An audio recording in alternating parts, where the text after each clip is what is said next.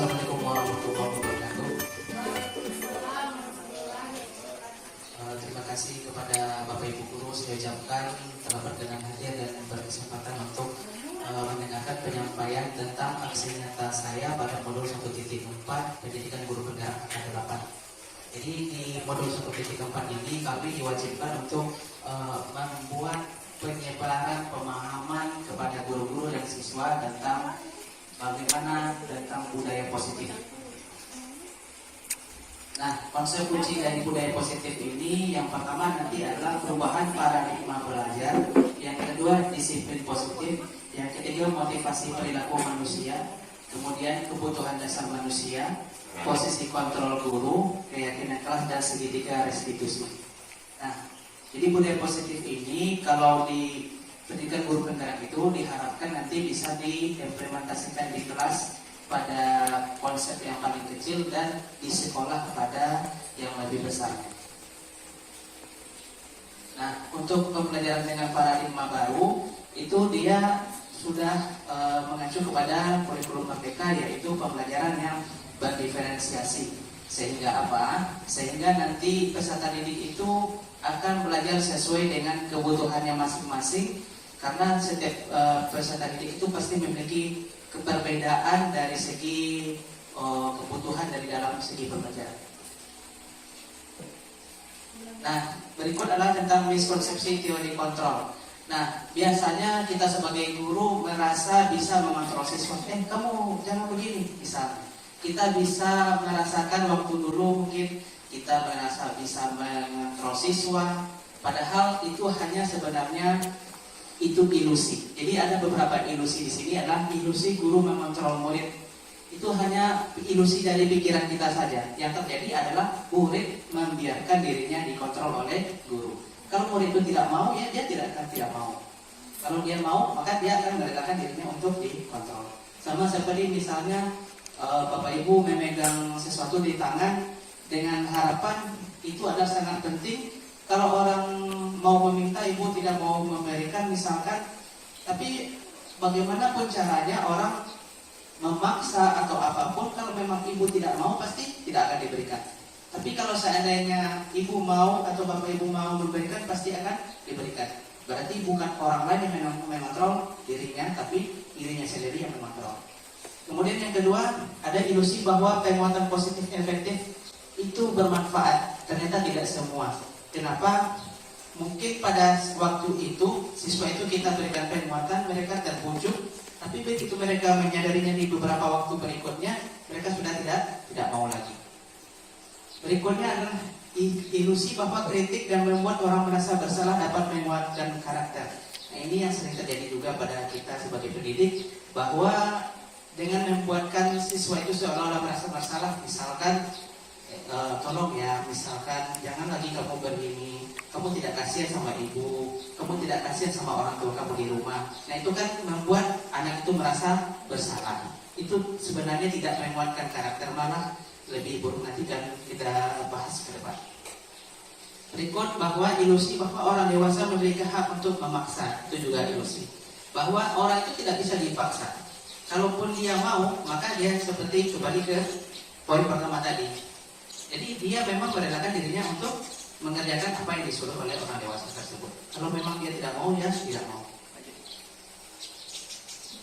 Nah, berikut tentang disiplin positif. Nah, apa itu disiplin positif? Merupakan salah satu cara penerapan disiplin yang bertujuan untuk menumbuhkan kesadaran serta memberdayakan peserta didik tanpa imbalan penghargaan atau reward, ancaman ataupun hukuman. Nah, di sini yang dinamakan disiplin positif itu sudah tidak ada penghargaan, tidak ada ancaman, tidak ada dan hukuman. Artinya disiplin itu memang murni tumbuh dari diri peserta didik masing-masing. Nah, sebagai pendidik, tujuan kita adalah menciptakan peserta didik yang memiliki disiplin diri, sehingga mereka berperilaku mengacu kepada nilai-nilai kebajikan universal dan memiliki motivasi intrinsik dalam perubahan perilaku ke arah yang lebih baik. Artinya adalah memang diri mereka sendiri yang mau berubah, bukan karena faktor eksternal atau lingkungan. Nah, ada beberapa nilai-nilai kebajikan yang sudah kami dapatkan di modul 1.4.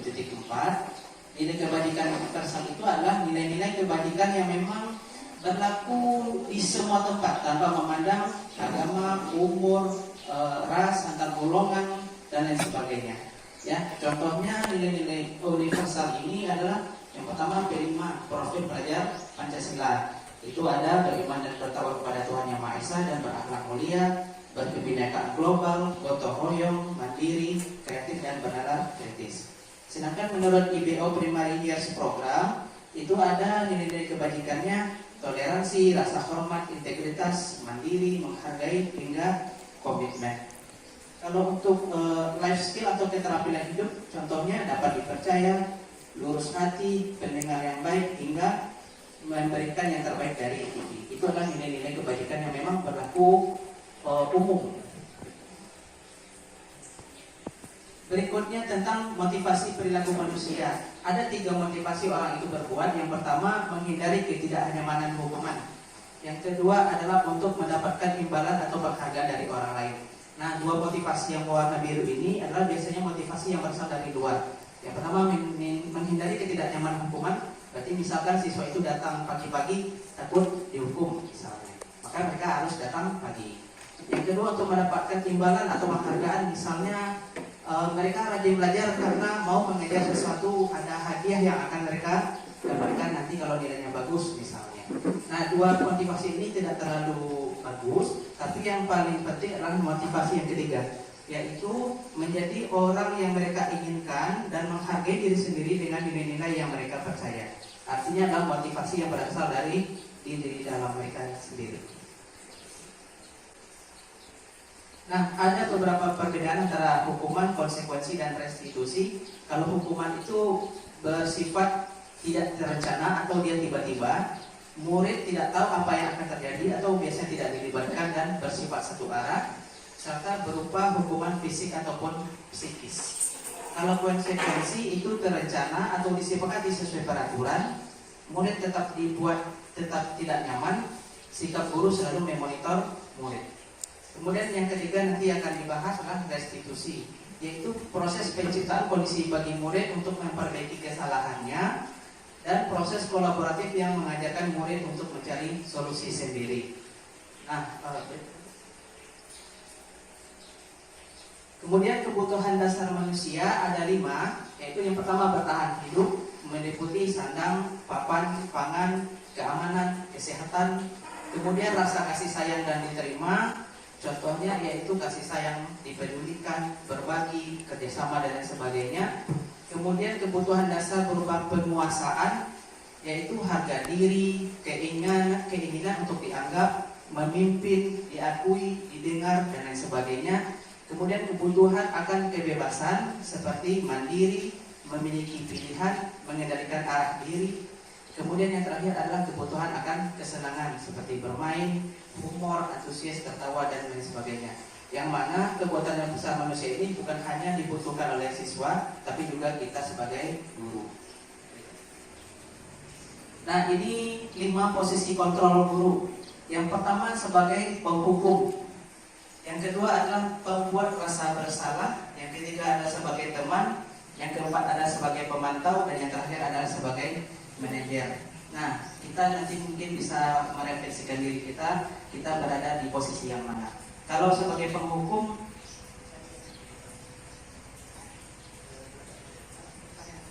nah misalnya ini contoh kasus, ya, kasus siswanya yaitu tidak memiliki atribut lengkap saat upacara. Kalau dia guru itu sebagai penghukum, maka mungkin tindakan yang dilakukannya adalah hormat pada bendera sekitar 1 jam misal, atau disuruh lari keliling lapangan yang tidak ada hubungannya dengan kesalahan si anak. Kemudian yang kedua, kalau dia membuat rasa bersalah, contohnya kalimat yang akan dilontarkan itu, berapa kali ibu atau bapak harus beritahu kamu selalu mengecewakan ibu bapak, atau kamu tidak sayang ya sama bapak, kamu tidak sayang ya sama orang tua kamu. Itu adalah contoh-contoh yang membuat rasa bersalah. Kalau sebagai teman berarti kita memposisikan diri bagaimana dengan siswa itu seperti teman, seperti ayo dong ikuti aturan sekolah, atau tolong dong bantu bapak ibu ya sekali ini saja. Ya sudah, tidak apa-apa, lain kali jangan berbuat seperti ini lagi ya. Nah, itu adalah contoh-contoh posisi guru sebagai teman. Kemudian sebagai pemantau, kalau pemantau itu ada peraturan, jadi dia hanya menegakkan peraturan. Contohnya, kamu sudah melanggar peraturan sekolah. Kamu tahu konsekuensinya? Setelah upacara, kamu berikan atributnya ke presiden, jangan diulangi lagi ya. Jadi mereka akan bersikap sesuai dengan apa yang sudah diberikan peraturan di sekolah tersebut. Berikut. Nah, yang terakhir adalah posisi sebagai manajer. Posisi sebagai manajer ini adalah posisi yang tertinggi dari sikap seorang guru.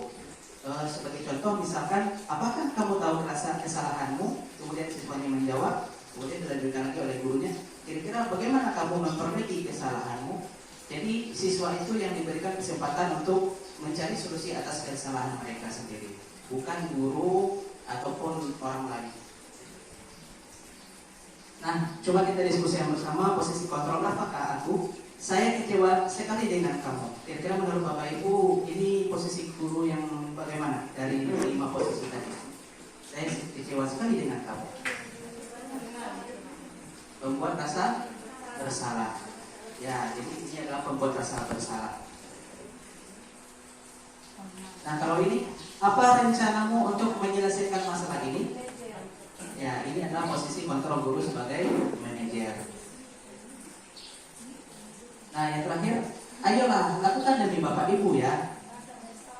Kalau ini gimana? Rasa bersalah? Atau kira-kira ayolah lakukan demi Bapak Ibu ya. Sebagai teman? Ya, sebagai teman. Ya.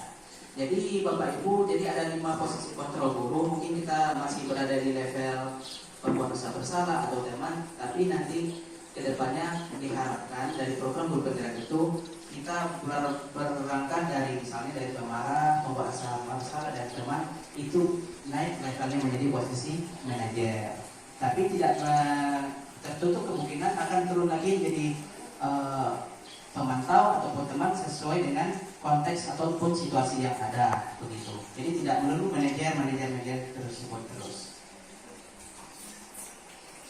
Nah, kemudian keyakinan kelas. Nah, keyakinan kelas ini adalah tingkat lanjut daripada peraturan kelas. Jadi kalau Bapak Ibu guru sewaktu awal masuk kelas di tahun ajaran baru ataupun semester, biasanya membuat peraturan kelas yang masing-masing.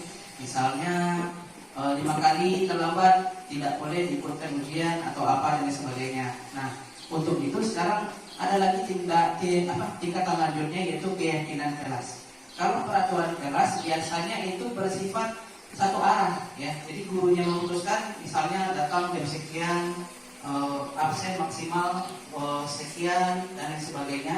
Jadi kalau sudah menjadi keyakinan kelas, jadi siswanya yang meyakini begitu. Misalkan datang terlambat, berarti tidak boleh, maka dia harus meyakini memang datang tepat waktu itu berguna bagi dirinya, seperti itu. Nah, bagaimana cara menentukan keyakinan kelas itu? Yang pertama, keyakinan kelas itu bersifat abstrak. Yang kedua, berupa pernyataan universal, seperti contoh, misalnya datang tepat waktu. Itu kan kalimat yang langsung tertuju pada konteks datang tepat waktu.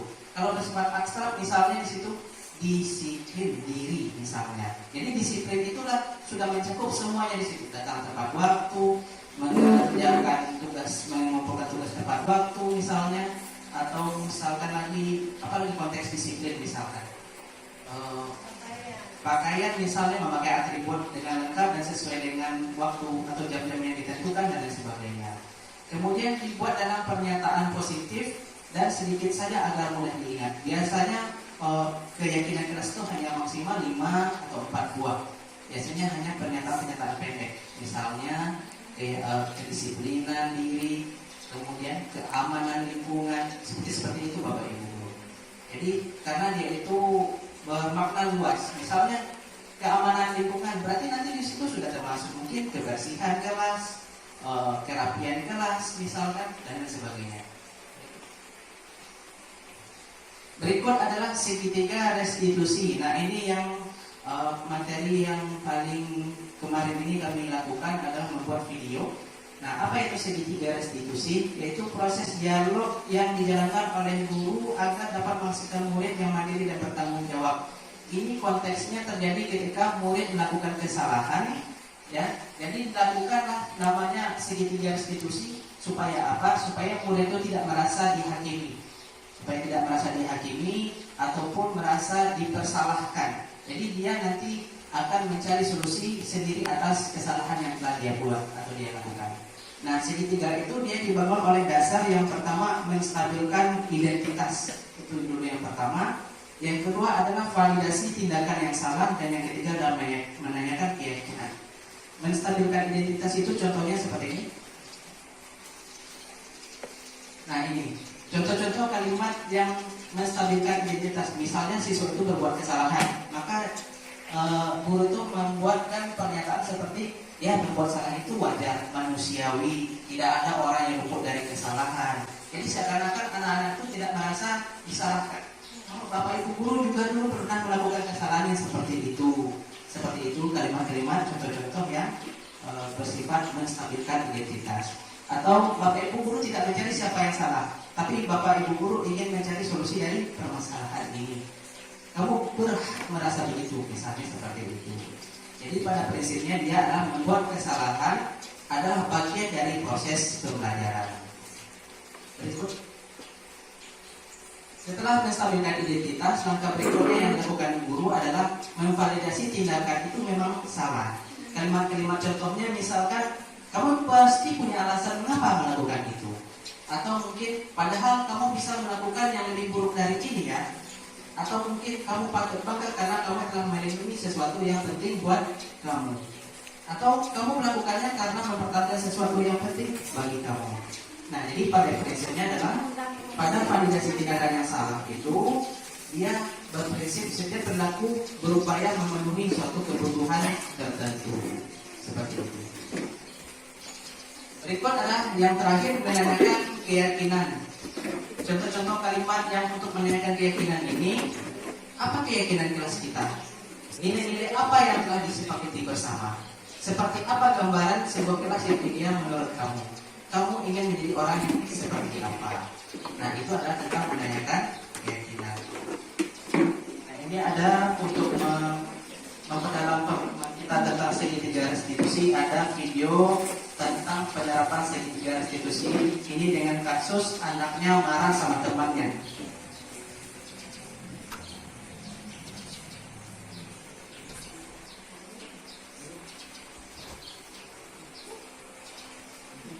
Siang Sarah.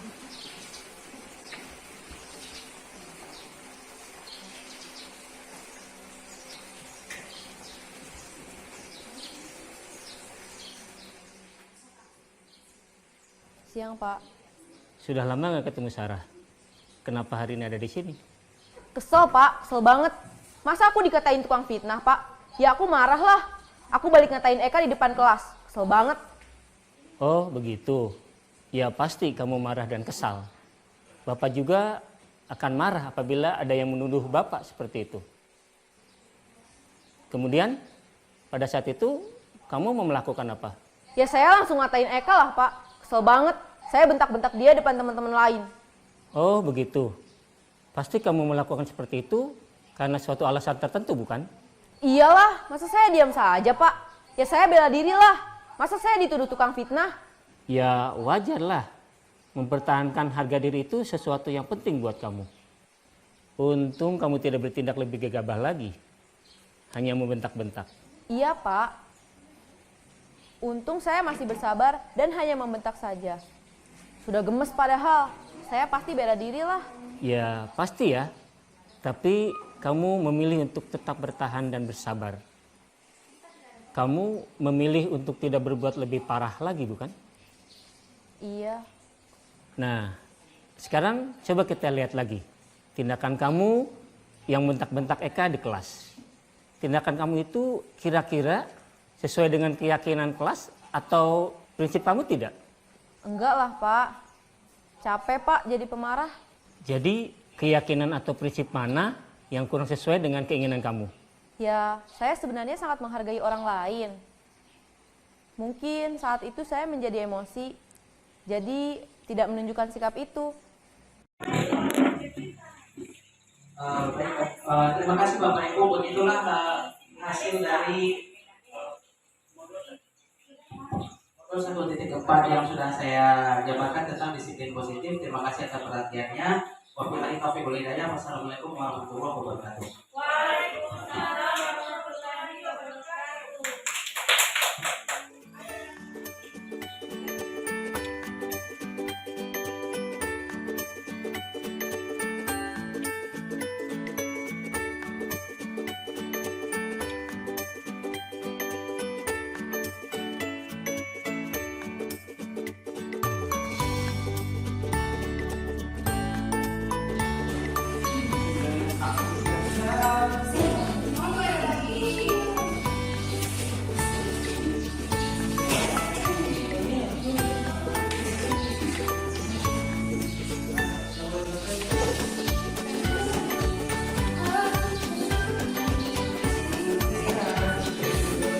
Nah, jadi di buku guru mau meminta kepada kalian menulis hal-hal yang kalian yakini disepakati di kelas. Seperti misalnya kalian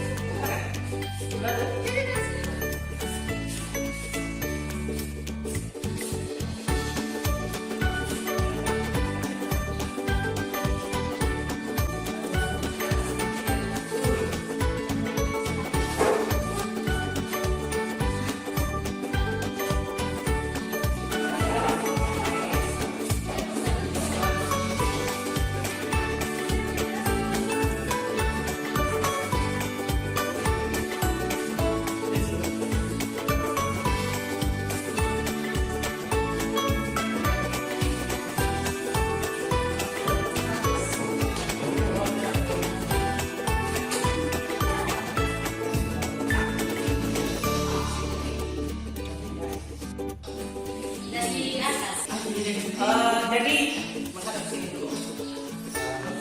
Jadi ini adalah keyakinan kelas yang sudah kalian tulis. Ya, sekarang giliran untuk temannya salah satu perwakilan teman untuk membaca. Silakan baca dari atas.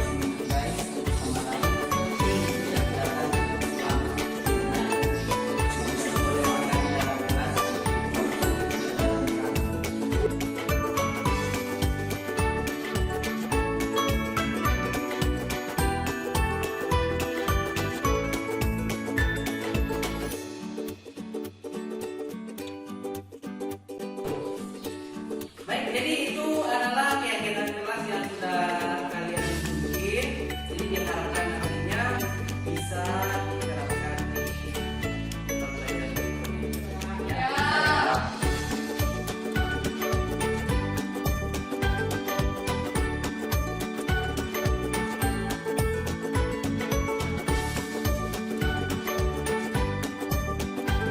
Assalamualaikum warahmatullahi wabarakatuh. Nama saya Ronald Muji. Saya ingin menyampaikan testimoni tentang penyampaian disiplin positif oleh Pak Dinas, di mana di sini saya sangat setuju dengan penerapan disiplin positif di sekolah karena hal tersebut dapat membantu siswa dalam menemukan potensi diri mereka secara maksimal. Terima kasih. Assalamualaikum warahmatullahi wabarakatuh. Saya Sunyati Tigiani, pengajar mata pelajaran seni budaya di SMK Negeri 1 Kabupaten Pantai. Saya ingin menyampaikan testimoni tentang penerapan disiplin positif oleh Bapak Hairunas. Penerapan disiplin positif di sekolah sangat penting, terutama dalam pembentukan keyakinan kelas. Terima kasih. Baik, Assalamualaikum warahmatullahi wabarakatuh. Perkenalkan, nama saya Said Perongan. Saya kelas 11 HPI. Baik, saya akan membacakan penerapan disiplin positif di sekolah sangat penting, terutama dalam pembentukan keyakinan kelas. Terima kasih.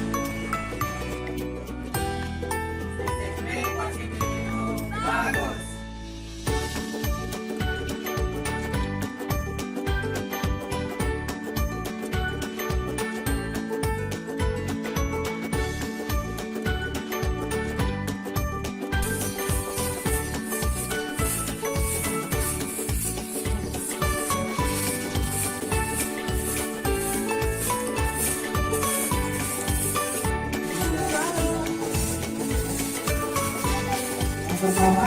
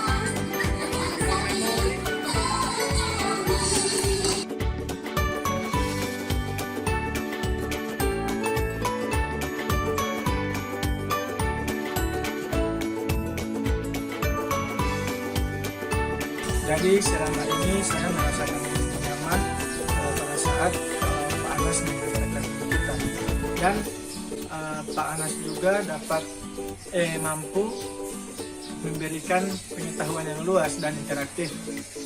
Pelajaran Pak Anas menyenangkan dan interaktif.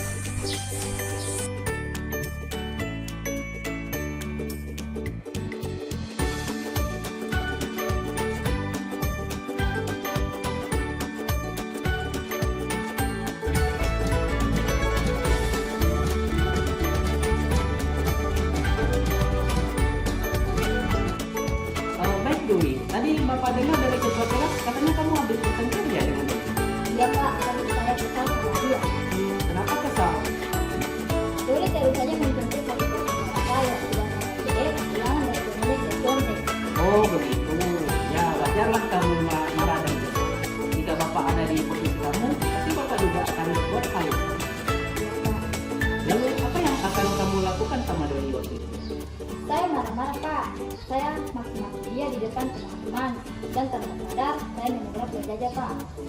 Oh begitu, pasti kamu berbuat seperti itu ada alasannya ya? Iyalah Pak, masa saya diam saja? Saya sudah berusaha payah mengerjakan soal dan tugas, tapi Dwi hanya mencontek tapi tidak mau berusaha sendiri. Oh ya, wajarlah kamu kalau kamu merasa marah dan tidak rela pekerjaanmu dicontek begitu saja oleh teman-teman. Bapak sangat menghargai tindakan kamu yang tidak berbuat lebih buruk dari itu, misalnya kekerasan fisik seperti memukul. Iya Pak. Sekarang coba kita pikirkan sama-sama, tindakan kamu sampai menggebrak meja, apakah sudah sesuai dengan keyakinan kelas kita? Tidak Pak, Menurut kamu keyakinan kelas apa yang sudah dilanggar? tidak menghormati antar teman Pak. Betul. Menurut kamu saling menghormati antar teman itu penting untuk kamu atau tidak? Penting Pak. Baik, kalau begitu menurut kamu itu penting. Jadi keyakinan apa yang harus kamu lakukan pada saat sedang marah? Harus lebih sabar Pak. Kamu bersedia memperbaiki masalah ini? Bersedia Pak. Apa yang akan kamu lakukan untuk memperbaiki masalah ini? Saya harus lebih bersabar dan menahan saya. Kalau ada teman yang mencontek saya akan laporkan kepada guru mata pelajaran atau wali kelas saya Pak. Ya, tepat sekali tindakan kamu Dwi. Tetap semangat ya. Sekarang silakan kembali ke kelas. Terima kasih Pak. Sama-sama.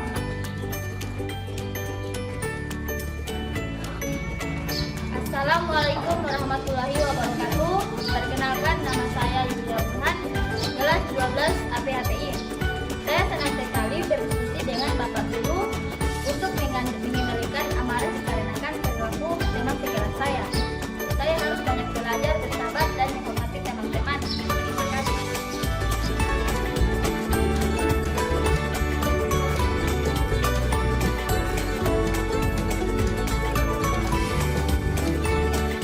Baik Febri, tadi Bapak dengar dari guru tiket kalau kamu sering datang terlambat ya? Ya Pak. Seingat kamu sudah berapa kali kamu datang terlambat?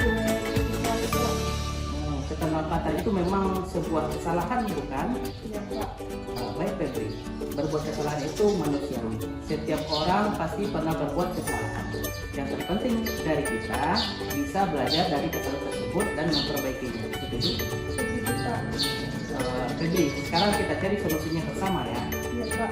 Febri sering datang terlambat, pasti punya alasannya. Kenapa sih Febri sering datang terlambat? Karena saya sering berjalan Pak, main HP jadi belum tidur. Kamu tahu keyakinan kelas yang sudah kita sepakati? Tahu Pak. Kalau datang terlambat ke sekolah sesuai dengan keyakinan kelas kita atau tidak? Ya Pak. Menurut kamu keyakinan kelas apa yang telah kamu lakukan? Disiplin Pak. Menurut kamu disiplin itu penting atau tidak? Penting Pak, karena datang ke sekolah tepat waktu dan bisa menghargai waktu. Betul, menghargai waktu itu sangat penting dan sangat bermanfaat untuk kita. Seperti dengan kita dapat menghargai orang-orang di sekitar, kita tidak menumpuk, dan kita juga dapat melatih rasa kepedulian. Ya Pak, saya menyesal sudah terjadi terlambat. Saya minta maaf sudah terlambat. Ya, Fitri, sikap yang sangat baik itu sudah kamu lakukan dengan cara meminta maaf. Menurut kamu, apa yang kamu lakukan untuk tidak lagi datang terlambat ke sekolah? Saya akan tidur lebih cepat jika tidak begadang lagi supaya bisa bangun pagi dan tidak terlambat ke sekolah. Baik Febri, kamu sudah menemukan solusinya dan Bapak akan bekerja sama dengan orang tua kamu agar kamu tidak datang terlambat lagi ke sekolah. Sekarang kembali ke kelas ya. Terima kasih Pak. Sama-sama. Assalamualaikum warahmatullahi wabarakatuh. Perkenalkan nama saya Febriani Mujib, kelas 12 APHPI. Terima kasih Bapak Guru, saya diajak berdiskusi untuk menemukan solusi atas kesalahan yang telah saya lakukan. Saya tidak akan begadang lagi supaya bisa datang tepat waktu ke sekolah.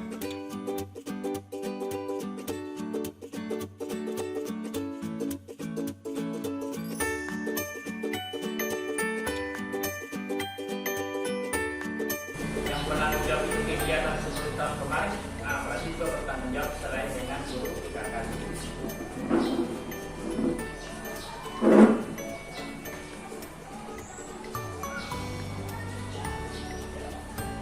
Berarti kegiatan ekstra itu boleh kita lakukan sore, ya, jam 3 ke atas, dengan pertimbangan lain lagi sampai itu.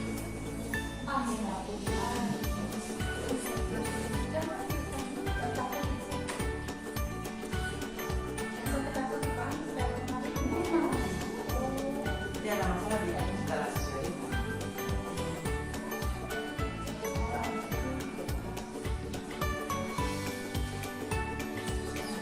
Mana taruh lagi, taruh lagi.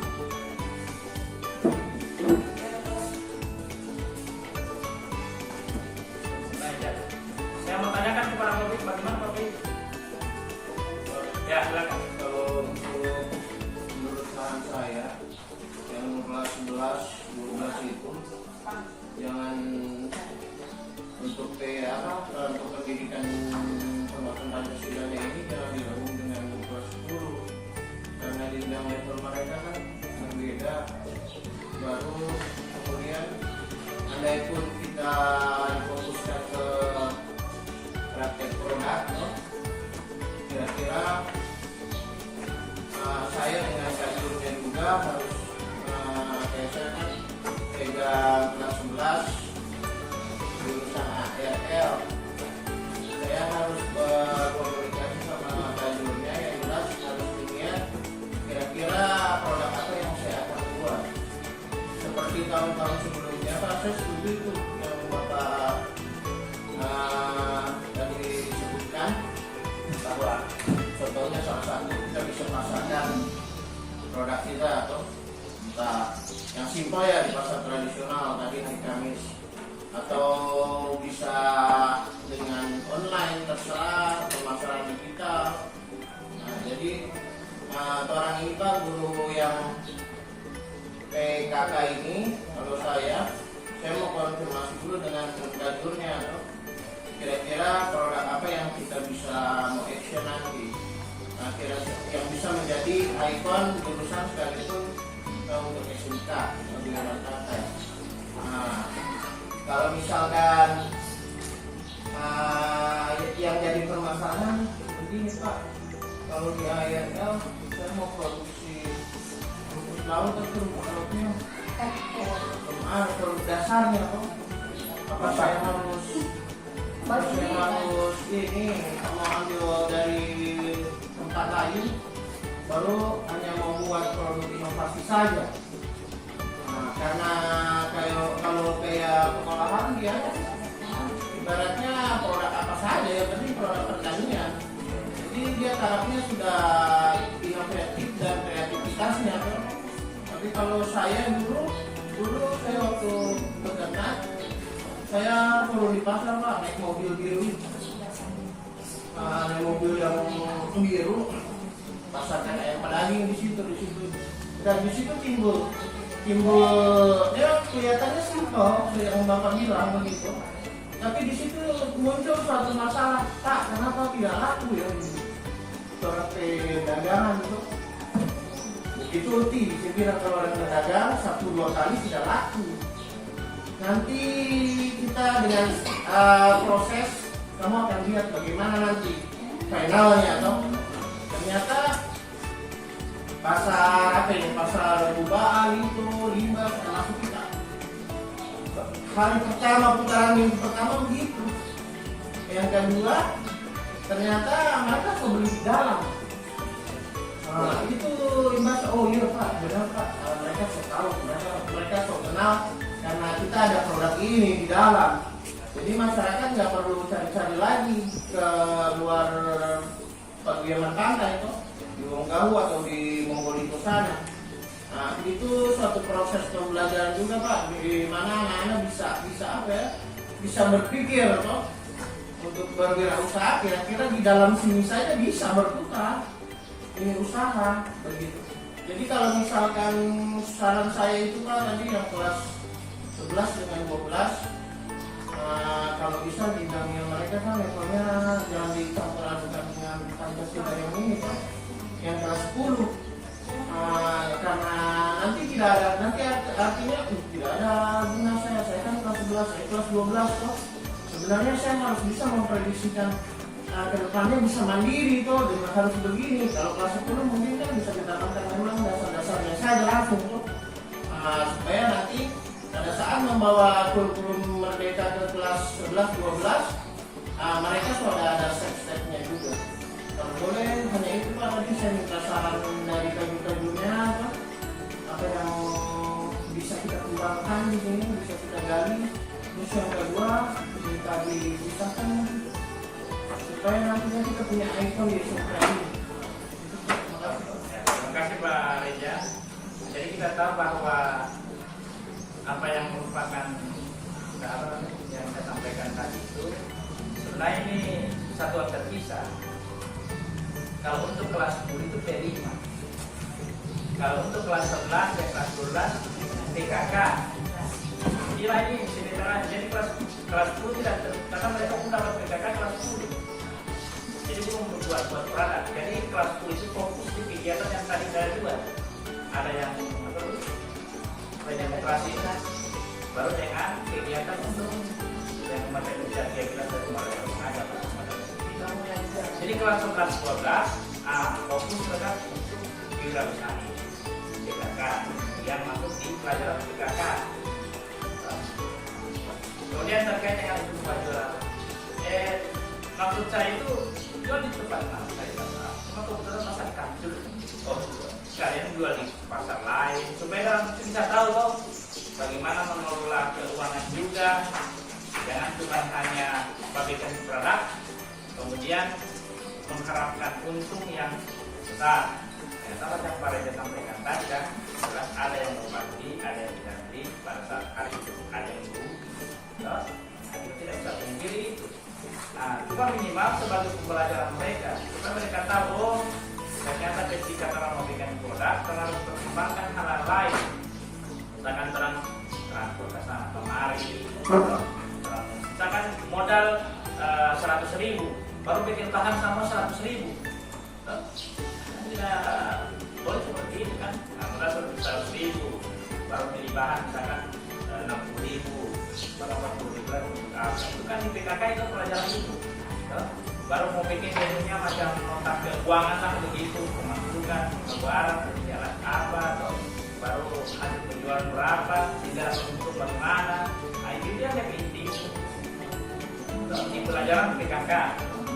Ya, jadi yang pertama sampaikan bahwa untuk kelas 10 itu memang dia terpisah. Kelas 10 tadi kelas 11 mereka harus PKK, ya.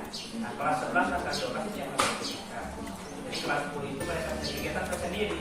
Itu tadi yang demokrasi itu mungkin belajar pemilihan, kemudian SOC dengan untuk belajar mengaji. Jadi kelas 11 tidak akan belajar itu mereka. Ya. Nah, supaya apa? Supaya hari-hari itu yang fokus ada kegiatan di sekolah. Kelas 10 fokus dengan kegiatannya mereka, kelas 11-12 ada fokus dengan kegiatan mereka yang di PKK ini.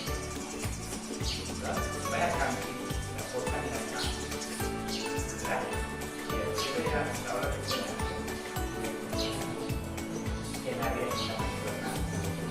Nah, jadi biasa di jadwal itu kan PKK 2 hari tapi pekan ya. Nah, jadi PKK mau dibuat 1 kali di 1 pekan.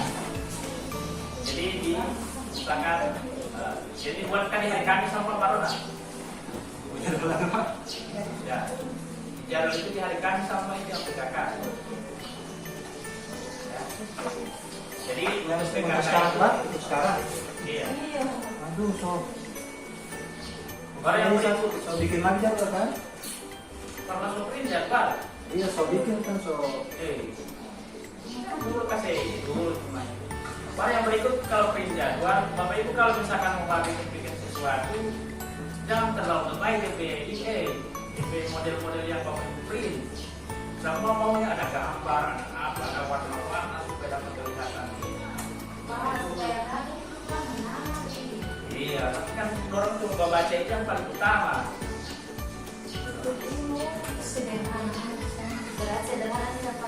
Nanti kalau so fix, kalau tidak ada apa kalau suka paper sih. saya ini seorang pakan ini yang kerja ini kalau so baru aku saya boleh biar bagi bawa simpen di bawa sekali kerjanya di bawa mau auto di jadwal Ada. Cuman yang jadi masalah itu aplikasi itu dia membagi acak, tapi itu jadwal itu fokus yang penting dia tetap tabrakan. Tapi dia acak. Dia dari sama dia kan. So itu saya sama orang terakhir itu mana bukan? Akhirnya saya mau buat itu yang setelah itu yang 7-8 jam supaya kan kita menang. Jadi PKK akan tidak di hari Kamis. Jadi yang pertama, kedua, ketiga itu pelajaran. Pokoknya pelajaran jurusan kan pelajaran umum dulu, toh? Baru jam ke-4 sampai jam ke-10 PKK. Itu untuk kelas 11. Tapi untuk kelas 12 yang pertama, kedua pelajaran ke-10, toh? Baru ketiga sampai ke-10 PKK.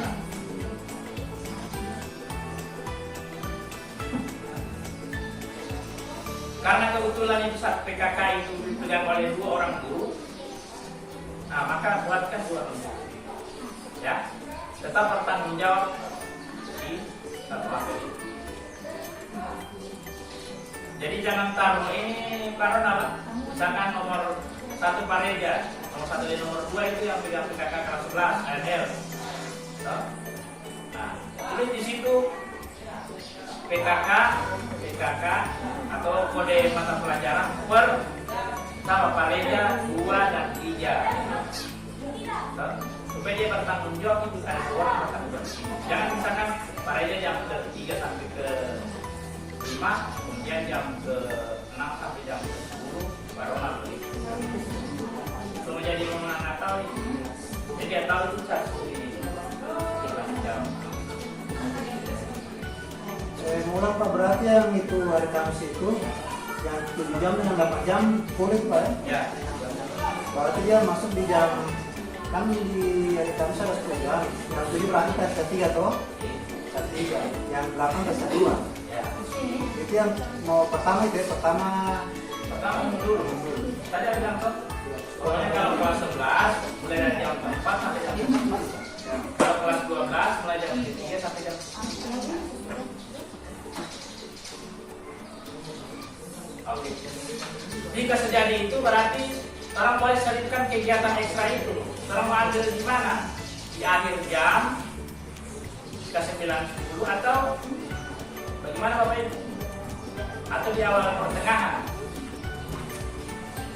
Kalau di awal setelah itu kalau sudah malah Oh iya, tapi di akhir ya?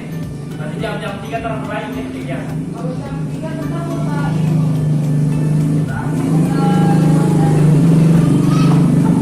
Kegiatan ekstra terserah. Lakukan menyanyi, membahas.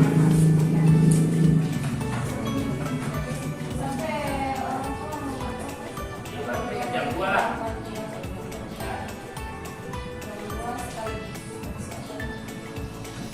Oleh karena itu kegiatan itu nanti tinggal dikondisikan, ya, dikondisikan. Macam yang PKK atau PKK ini mungkin DP guru bilang, Pak, orang ini mau jual Pak untuk minggu depan. Jelas orang mau jual nanti mulai pagi Pak. Ada di produk kalau jual. Nah, maka tinggal konfirmasi dengan guru mapel. Ya, guru mapel di jam pertama sampai jam ketiga atau jam pertama kedua. Koordinasikan bahwa pagi-pagi tukaran dulu. Ya Bapak Ibu ya, tukaran. Baru nanti sebentar selesai penjual atau semua selesai PKK sudah lanjut dengan pelajaran yang jam pertama sampai jam ketiga, jam pertama kedua. Begitu Bapak Ibu ya. Kemudian kalau misalkan pada saat pelaksanaan, ini Bapak Ibu paling bingung pada saat pelaksanaan, karena saya sudah jelaskan di pertemuan di sini.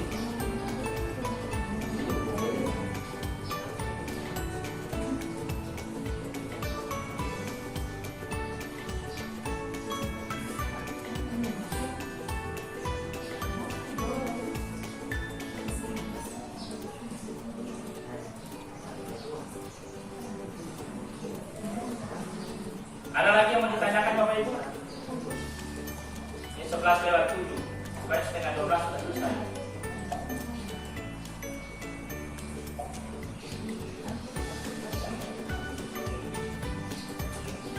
Jadi untuk pelaksanaan kelima dan kegiatan ekstra, berarti kita akan langsungkan di hari Kamis. Untuk pelajaran PKK semua fokus di hari Kamis. Untuk P5 juga fokus di hari Kamis. Ya, kemudian diseling dengan kegiatan ekstra yang biasa kita laksanakan, itu insya Allah kita akan mulai di atas jam 2. Ya, di atas jam 2 dengan kegiatan, misalkan minggu pertama kegiatan jam lalu tadi olahraga sudah siap, keagamaan, lalu minggu kedua akan olahraga, ketiga budaya seni, dan budaya, baru keempat kebersihan. Ya.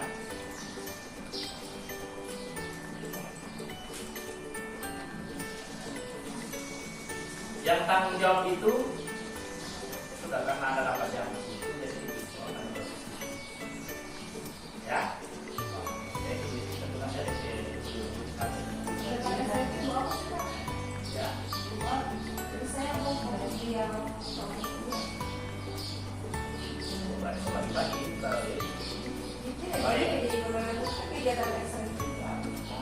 Oke, kalau begitu.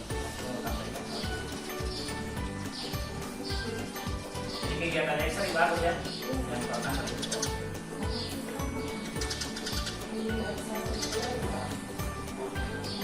Oke, nanti ini juga saya akan sampaikan pada saat upacara. Sudah dibuatkan ini yang baik upacara. Saya mau sampaikan juga pada saat upacara.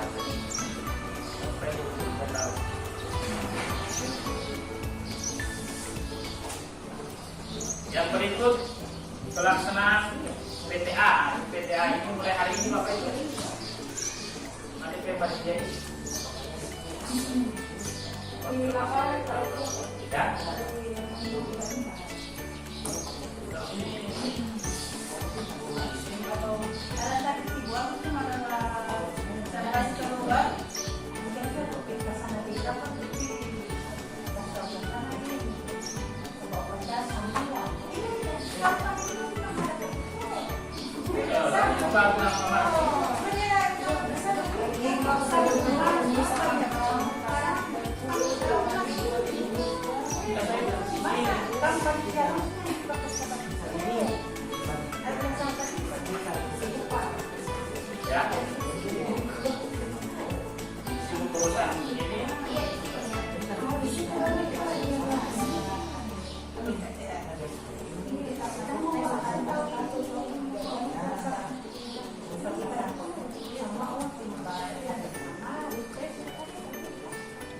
Rapat di sini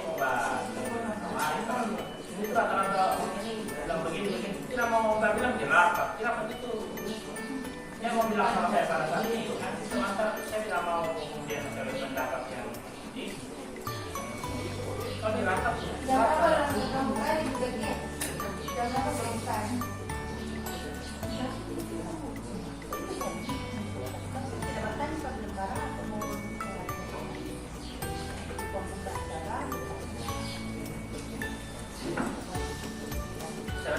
sudah tahu ini.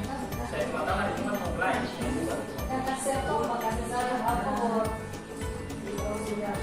harus tidak tahu kalau kasih materi. Biasa kan saya sudah jalur materi Pak, materi tentang ini.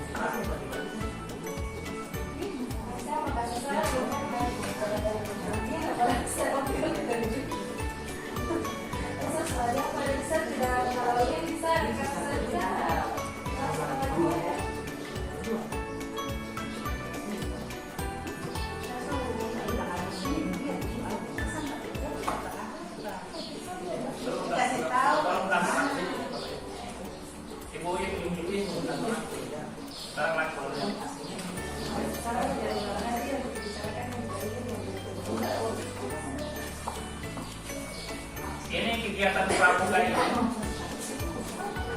ada dua kegiatan yang kita akan hadapi untuk tingkat kecamatan, karena program kecamatan. Ya. Dan saya juga sebagai sekretaris keuangan, tapi ya, kita pendapat. Kadang-kadang kegiatan-kegiatan begini itu tidak ada mau ini menggunakan macam semua, jadi itu begini saja yang dibuat. Ya. Ini ada kegiatan DKR, ya Bapak Ibu ya, yang kita konfirmasi Bapak Ibu. Dewan Kerja itu ada program dari Kubaran itu. Mereka akan Dewan Kerja itu akan ke sekolah-sekolah ke SD dan SMP, itu ditugasi untuk membina siswa-siswa yang SD SMP. Nah, itu yang kemarin mereka bilang tiap hari Jumat.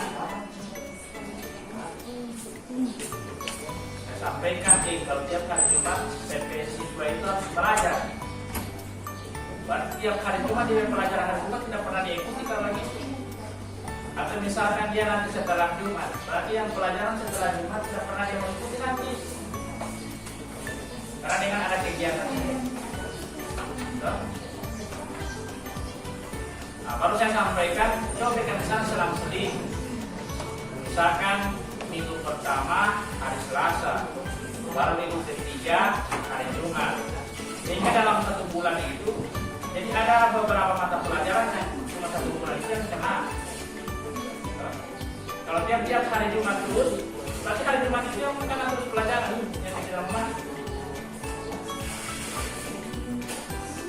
Saya minta tanggapan dari Bapak Ibu terkait dengan kegiatan ini. Program Kuaran bahwa ada kebetulan di SMK bagian Pantai itu sebagian besar Bantara di sini termasuk di Dewan Kerja Ranti. Jadi mereka ini akan ditugasi untuk membina SD SMP yang ada di Kecamatan Bagian Pantai. Mereka dijadwalkan yang mereka bilang setiap hari Jumat.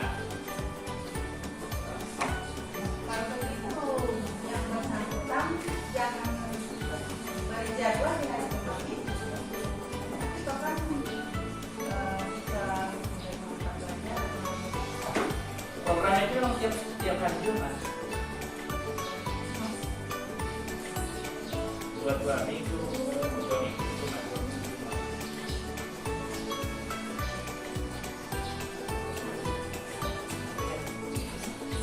Itu kan saya tetap mempertanyakan sama saya guru. Yang sampai Bapak Ibu juga mengeluh, Pak, tiap hari Jumat sama saya masuk pelajaran tidak pernah hadir dia. Baru saya kasih ada bagaimana? Dia cuma ikut fokus-fokus di kegiatan.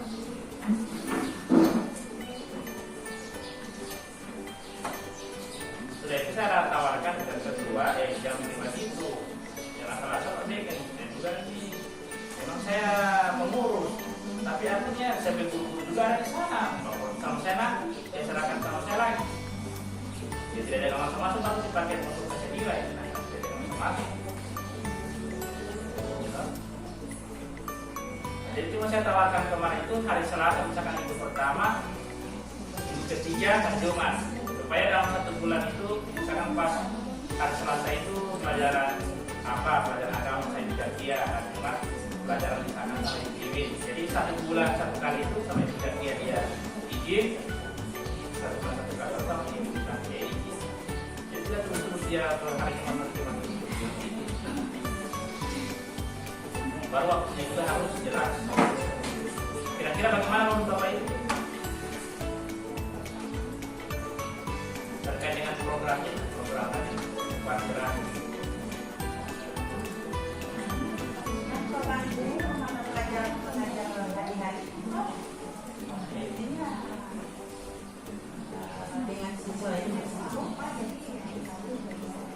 Maksud kalau misalkan Bapak Ibu kasih kesempatan Pak, tidak apa-apa kan usah menggunakan kan tidak sama-sama dalam pelajaran, jadi masih boleh dalam kejar itu pelajaran atau juga ikut kegiatan.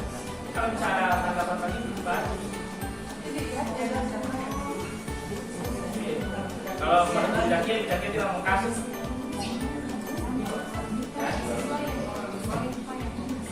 ya. Maksudnya kayak di sini kalau maksudnya itu orang itu masuk iya.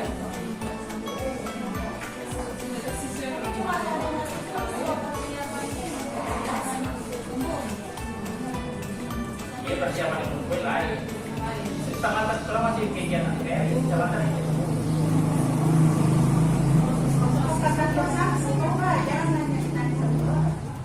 Ya, jadi bagaimana Bapak Ibu? Coba Bapak Ibu yang lain coba kasih itu kesaran dulu. Bagaimana itu kejadian seperti ini?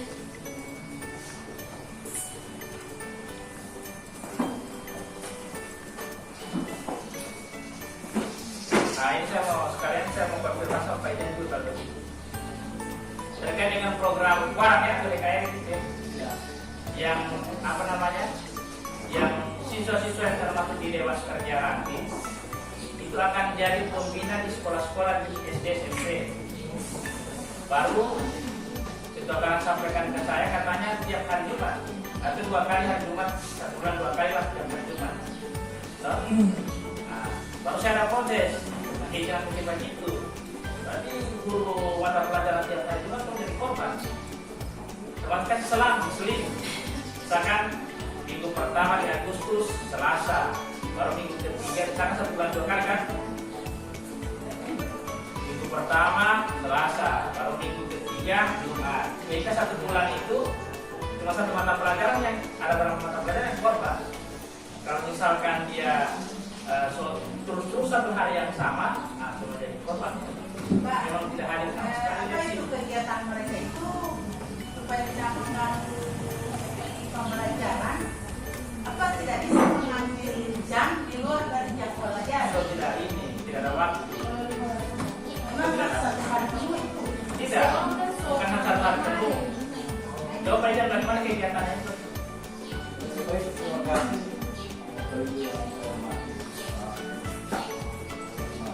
Terkait isu PKR kemarin dari orang itu memang memberikan perintah untuk sama itu bisa membaca di depan untuk menyelesaikan terkait juga kemarin sudah ada kegiatan ini hanya fokus untuk menyambut hari pramuka.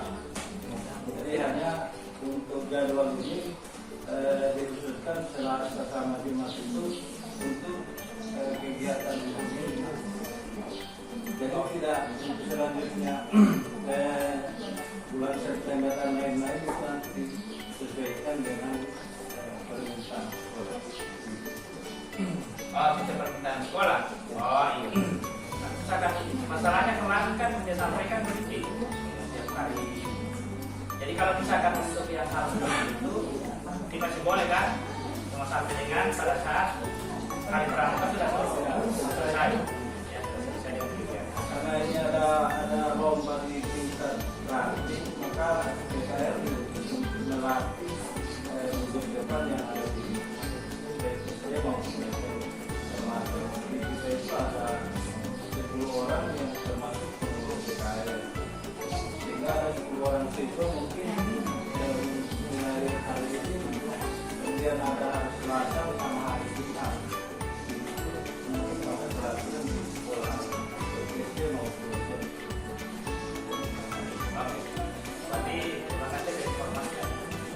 Yang saya tahu itu terkait dengan memang program sekolah kemudian disurati ke ranting, dan itu merupakan program sekolah yang memang akan dibuatkan rutin.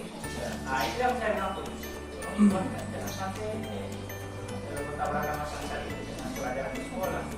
Kalau misalkan hanya menyambut untuk yang kali pramuka, saya rasa tidak masalah itu terkini. Ya. Kalau misalkan ada kegiatan begitu, berarti masih kita akan rapatkan kembali supaya dan cara teman saya juga di situ artinya rapatnya akan dan kemudian kalau misalkan kita buat program, kemudian belum pada saat bentar meraih pemberian nilai yang bersangkutan tidak ada masuk di hari itu karena berpemasan dari kegiatan-kegiatan pembuatan kira bagaimana tetap kepala sekolah yang akan disalahkan. Kemudian untuk pramuka yang embun jilid 2 ya, pramuka untuk embun jilid 2. Jadi insya Allah pelaksanaan itu kan dari tanggal 13 sampai dengan tanggal 16 ya. Tanggal 13 mulai bangun tenda di sana ya. Jadi tentunya kita sebentar akan terkendala dengan keaktifan siswa dalam hal pembelajaran ya, dalam hal pembelajaran. Cuma ada informasi-informasi yang sudah sampaikan, ada pun juga sudah sampaikan ke saya. Pak, ada siswa sudah bilang sama saya, Pak, pokoknya mulai tanggal ini kita harus tidak belajar, bantu terus, ya, sampai dengan sampai kegiatan setelah pramuka. Tunggu, saya tahu ini kegiatan pramuka tanggal 13. Nah, kalau persiapan, kita tetap pembelajaran berlangsung sebagaimana yang di sekolah, ya, tetap berjalan biasa. Cuma orang-orang yang ditunjuk, peserta yang ditunjuk, kemudian panitia yang ditunjuk dengan membuat kajian saja itu yang fokus pada saat pelaksanaan kegiatan. Tapi pembelajaran tetap berjalan sebagaimana biasa. Ya. Jadi insya Allah tanggal 7 itu Pak, karena saya sama kan ada saksi nanti di sana. Ya, insya Allah mulai tanggal 7 itu mereka sudah mulai buat KP, mengambil persiapan. DP peserta juga tanggal 7 segitu. Peserta nanti tanggal 13 baru.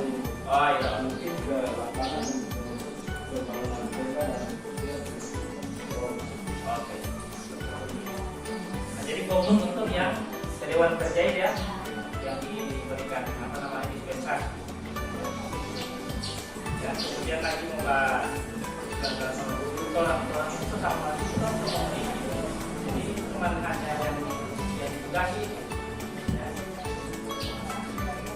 Kemudian yang berikut untuk pelaksanaan ekonomi itu otomatis sebentar kita perwakilan. Nah, seperti tahun kemarin itu kita kan sudah tentukan kan, karena kita waktu lalu itu mungkin rencana dapat peserta, ternyata tidak kan. Nah, dan untuk tahun ini kita peserta, jadi peserta. Otomatis kita akan tunjuk guru yang akan bertanggung jawab di sana. Ya, ada yang di putra, ada yang di putri. Tentunya di luar dari Pak Ian karena Pak Ian selaku panitia di sana. Ya. Kalau yang tahun lalu siapa yang ditunjuk? Tapi tidak jadi. Itu sekarang masih jadi. Oh.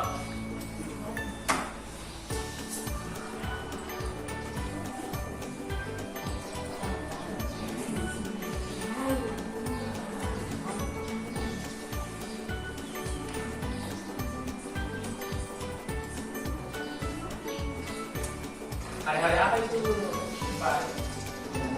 Tanggal 3 itu apa?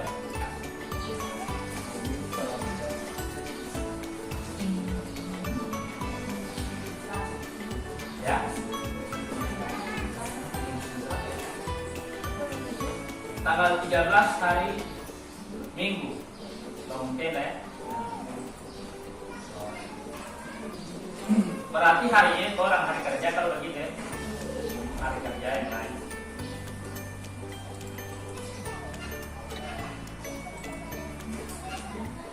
Ibu Ismi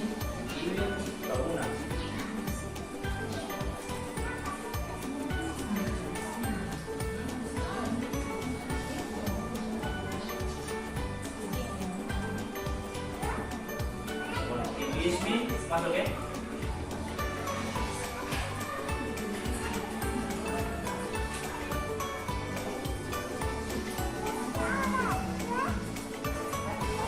Ibu Ismi koordinator saja yang mau urus ya.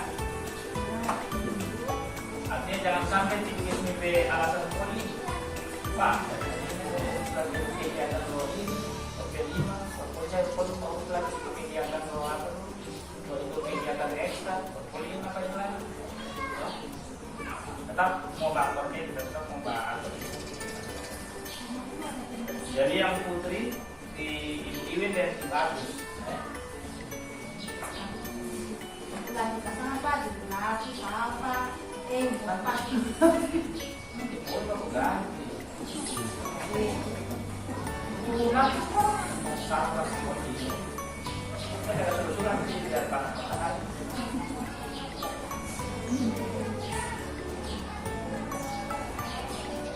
Baru yang laki-laki di bangunan di bangun dia. Sekalian panitia pramuka ini sekalian langsung lanjut dengan yang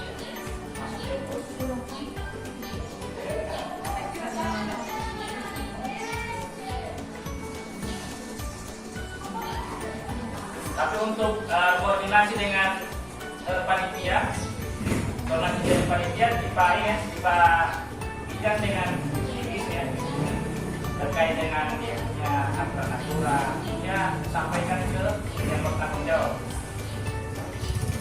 Begitu boleh Pak Ijan?